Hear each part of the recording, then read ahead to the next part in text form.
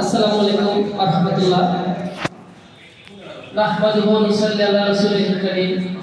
আম্মা বাদ। সমস্ত প্রশংসা, সমস্ত গুণগান আল্লাহ তাআলার জন্য, যিনি আমাদেরকে আজকে এখানে সুস্থভাবে রেখেছেন। সেই মহান রব্বুল আলামিনের দরবারে সবাই শুকরিয়া জ্ঞাপন করি, আলহামদুলিল্লাহ।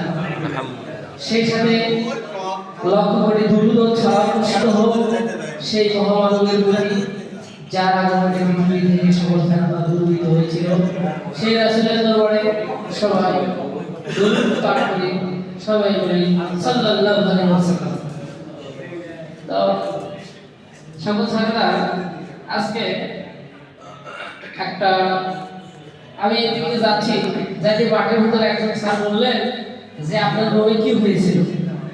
নাম্বার 1, নাম্বার 2, যখন গেটে ঢুকি তখন আমাদের এক স্যার বললেন যে স্যার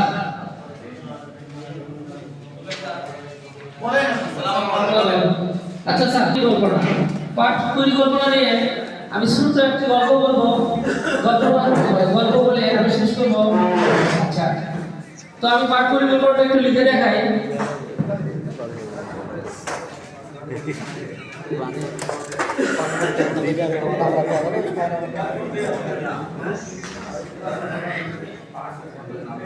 স্যার, পাঠ পরিকল্পনা আসলে পাঠ মানে কি? পড়াশোনা। পড়াশোনা করলে কি হয়? ভালো কিছু অর্জন করা যায়। আচ্ছা, পড়ি মানে কি স্যার?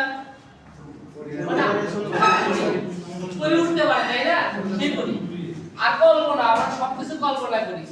তো আমাদের এই পরিকল্পনা যদি না থাকে, ভালো পাঠ যদি না থাকে, আমরা ধ্বংস হব। পড়ি আকাশে উড়ে যাবে।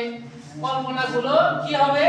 একটা গল্পের ভিতরে আমি শেষ করে দিই। সেটা হলো, একজন রেল স্টেশনে থাকে, ও এখন স্বপ্ন দেখছে অনেক দূর যায়। তো আমি আবার সিঙ্গাপুর যাব কাজের জন্য। তো রাত্রে স্বপ্ন দেখছে, তো ঘুমিয়ে গেছে, ঘুমের ভিতরে স্বপ্ন দেখছে সে একবার বিমানে উঠছে। বিমানে উঠে বলছে যে বাংলাদেশের এত গরিব, এত নোংরা, এত রেল স্টেশন, এগুলা আমি কি করবো? আমি এই গরিব বাঙালিকে আরেকবার দেখেই চলে যাই।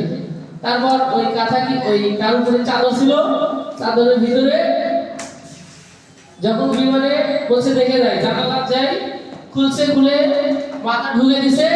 ঢুকে দেওয়ার পরে দেখে যে ওই রেল স্টেশনে শুয়েছিল, আর ওই সেরা চাদরের ভিতরে মাথাটা বের হয়ে গেছে। তখন সে জায়গা পেয়েছে। স্যার, আমাদের পরিকল্পনাগুলো ভালো হচ্ছে। ধন্যবাদ।